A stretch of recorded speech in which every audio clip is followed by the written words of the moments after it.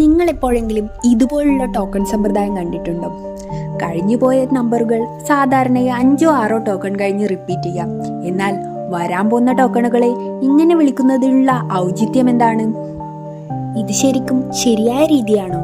മുൻപരിചയമുള്ളവരെ മുന്നിൽ കയറ്റുന്നുണ്ടെങ്കിൽ പിന്നെ എന്തിനാണ് ഈ ടോക്കൺ സമ്പ്രദായം? ഇത് കാസർഗോഡ് ജില്ലയിലെ ഉടുമ്പൻതല PHC, സാധാരണക്കാരന്റെ അവസാനത്തെ ആശ്രയം. എന്നാൽ ഇവിടെ രോഗികൾ ചികിത്സയ്ക്കായി കാത്തിരിക്കേണ്ടത് മണിക്കൂറുകളാണ്. നിങ്ങൾ വിശ്വസിക്കുമോ? ഒരു രോഗിക്ക് ഒരു ഡോക്ടറെ കാണാൻ 3-4 മണിക്കൂർ. ഇവിടെ ആകെ ഒരു ഡോക്ടർ മാത്രം. 10-20 സ്റ്റാഫുകൾ ഉണ്ടായിട്ടും ആ ഒരൊറ്റ ഡോക്ടറാണ് എല്ലാം ചെയ്യുന്നത്. റിപ്പോർട്ടുകൾ നോക്കുന്നത് മുതൽ മുറിവ് കെട്ടുന്നത് വരെ.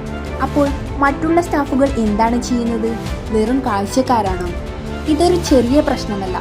ഒരു പനി വന്ന കുഞ്ഞിനും അവശനായ ഒരു വൃദ്ധനും ഒരു അപകടത്തിൽപ്പെട്ട യുവാവിനും ഈ കാത്തിരിപ്പ് മരണത്തിന് തുല്യമാണ്.